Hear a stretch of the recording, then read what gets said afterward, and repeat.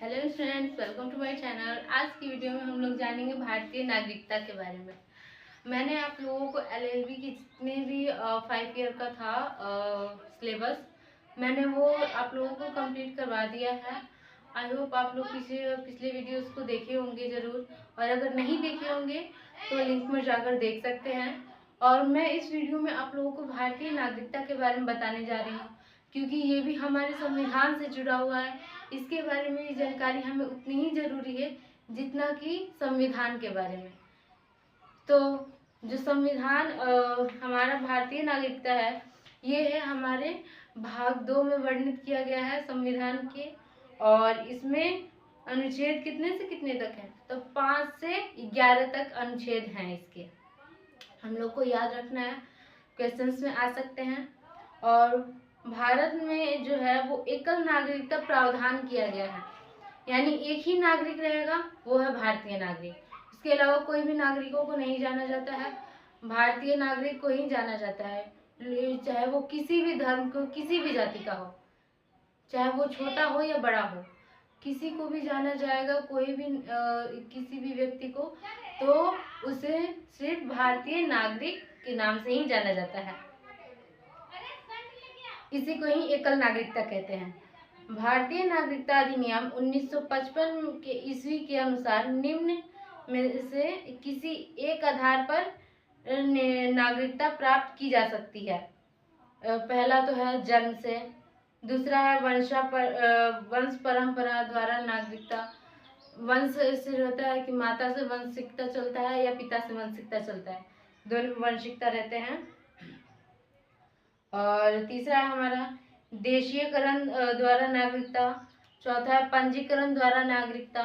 पांचवा है भूमि विस्तार द्वारा। छठा है यही थे 5 तरह के जो नागरिकता थे।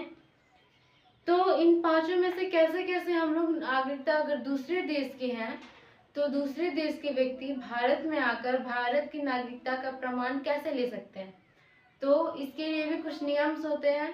उन नियमों के बारे में जान लेते हैं। देखिए, पहला तो है जन्म से। जन्म, जिसका जन्म हमारा जो संविधान लागू हुआ था, यानी जो 26 जनवरी 1950 को जो हमारा संविधान लागू हुआ था, उसके पश्चात जितने भी बच्चे जन्म लेंगे उन सभी को भारतीय नागरिक से जाना जाएगा। उनके लिए कोई नागरिकता प्रमाण पत्र नहीं है। और दूसरा है हमारा वंश परंपरा द्वारा नागरिकता। वंश में भारत के बाहर अन्य देशों में 26 जनवरी 1950 के पश्चात जन्म लेने वाले व्यक्ति भारत का नागरिकता माना जाएगा, यदि उसके जन्म के समय उसके माता या पिता में से कोई भारत का नागरिक हो। तो वंश परंपरा द्वारा नागरिकता तभी माना जा सकता है किसी भी व्यक्ति को, जब उसके या तो माता भारत की रहें या पिता भारत के रहें। उसी के द्वारा उस बच्चे को भारत का नागरिक कहा जा सकता है। नहीं तो अगर वो दोनों भारत के नहीं हैं तो वंशानुगत परंपरा ये नहीं चल सकती है। इसके लिए फिर दूसरा नियम लाना पड़ेगा। फिर हमारा आ जाता है, ये पहले था हमारा, ये हमारा जो नियम बना था दूसरा, ये कब बना था? तो ये माता की नागरिकता के आधार पर देश में जन्म लेने वाले जो नागरिकता प्रदान करने का प्रावधान है, वो नागरिकता संशोधन अधिनियम 1992 द्वारा किया गया था। ये जो नागरिकता है, ये तो हमारा 1950 में संविधान लागू हो गया था, लेकिन ये जो वंशानुगत परंपरा है वो हमारा 1992 के तहत लागू किया गया था। देशीयकरण द्वारा नागरिकता। देशीयकरण द्वारा नागरिकता भारत का एक देशीयकरण का प्रमाण पत्र कर भारत की नागरिकता प्राप्त की जा सकती है।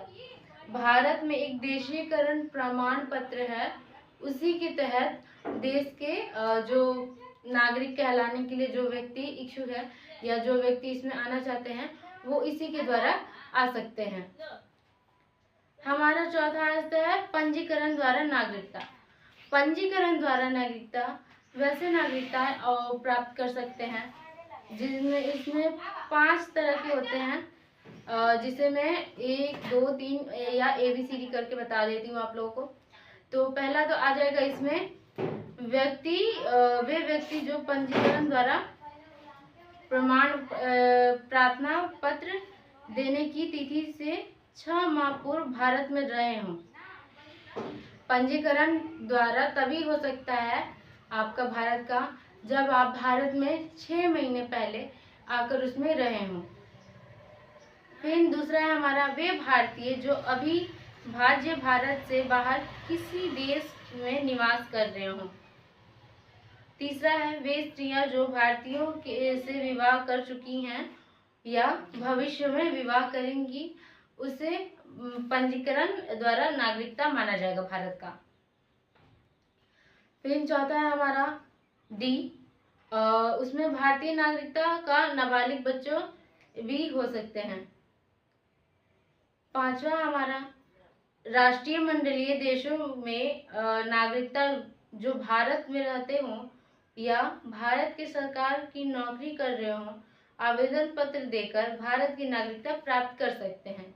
जो यानी भारत में आकर नौकरी कर रहे हैं, जो बाहर से आए लोग हैं, वो लोग भी पंजीकरण के द्वारा भारत की नागरिकता प्रमाण पत्र प्राप्त कर सकते हैं। अब मैं बता दूं आप लोगों को, जो कि मैंने आप लोगों को बताया था भूमि विस्तार द्वारा, पांचवा और आखिरी है ये यदि किसी नए भूभाग को भारत में शामिल किया जाता है तो उस क्षेत्र में निवास करने वाले व्यक्तियों को स्वतः भारत की नागरिकता प्राप्त हो सकती है। तो यही था आप लोगों को भारत की नागरिकता के बारे में बताने का मेरा उद्देश्य। आई होप आप लोगों को समझ में आ चुका होगा। मिलते हैं नेक्स्ट वीडियो में नेक्स्ट टॉपिक पर।